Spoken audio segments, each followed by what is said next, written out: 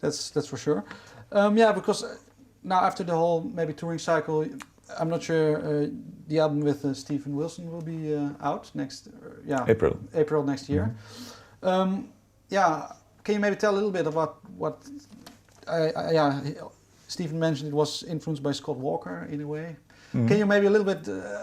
At what point that you've obviously worked already together before that, but at what point did you decide to start this?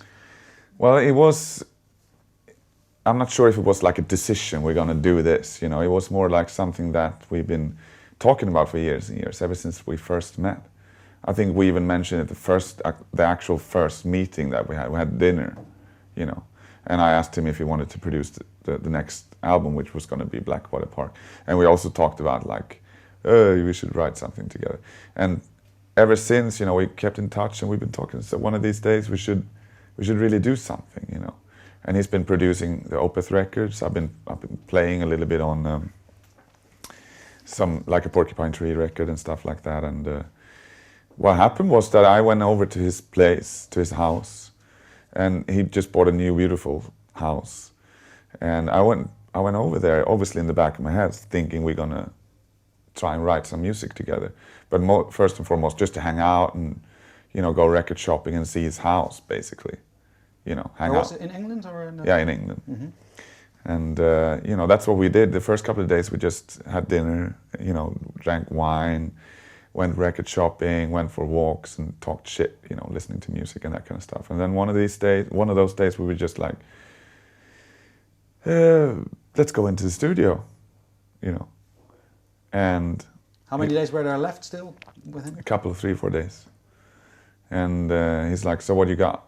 No, I asked him first, like, what do you got? Do you have, do you have something? He's like, nothing.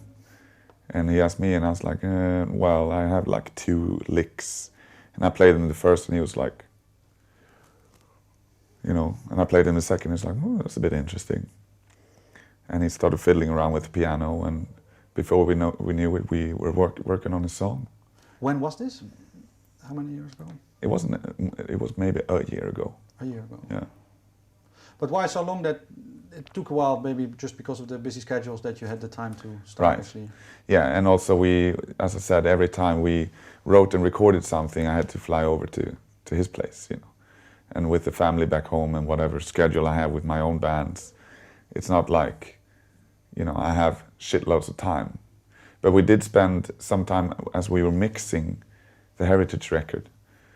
I had booked 2 weeks or 3 weeks with him, mixing the album and doing some vocals at his studio. And we finished it after 6 days or something. So you had some... Exactly. So we had like another 8 days, so to speak, or something like that, to write for and record for our own stuff. Did you tell the band that you maybe took some Opeth time to... Well, it wasn't Opeth time because we were already finished, you know. And it wasn't that it was a compromise, you know. We just did like, this sounds great, you know, it's done. What are we gonna do now? Go record shopping, drink wine, eat Maltese like chocolate, and then record. Yeah, well, I have to round this conversation up, but I want just one question maybe. If in these talks you had with him in the walks and the shopping sessions, was there at some point a certain direction that you spoke of that you wanted to take this to, a certain... No, the only thing we said is that we didn't want it to sound like Porcupine Tree or Opeth or a mix of the two. We wanted something new, and we have, like, Steven's got like a massive, he's such a wide taste in music. He listens to everything, and he's got a very good taste in music, I think, because a lot of the stuff that he plays to me, I go like, oh, I dig this, you know. And so I think we basically, if we said band names, we might have said Scott Walker. And like Tangerine Dream and stuff like that. And Univers Zero from Belgium was one of those bands that we'd like, it would be cool to do something beautiful and evil, if you know what I mean. Mm-hmm. And that's what we got in the end, you know, pretty much. Yeah. Will you do a tour with him together also, or is it slightly just a studio thing? I would think it's just a studio thing.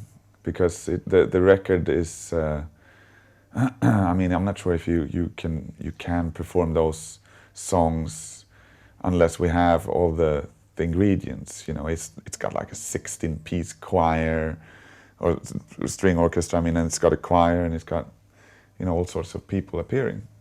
And I'm not sure if we can, but I mean, if he has some good idea about how we're gonna bring this on tour, you know, I'm not gonna say hell no.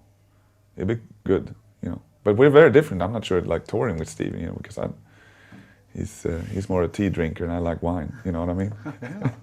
We'll see how evil it can get then. Yeah. Okay. Now, well, is there already a title for the record or something that you can reveal, maybe? Or yeah, Well, it's called Storm Corrosion, and basically because we couldn't come up with something cooler.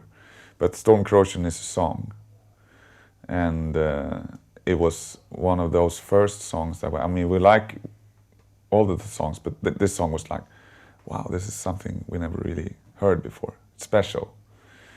This song, Storm Corrosion. So I guess, I mean, we were talking about some names. We were talking about names in Swedish, like a Swedish name, and whatever. And we wanted something a bit more artistic than just the Steven Mike project, you know. So we ended up going with that song. Oh, Steven's just like, let's call it Storm Corrosion. I said, fine. Sounds more evil though. Storm Corrosion, whatever it means.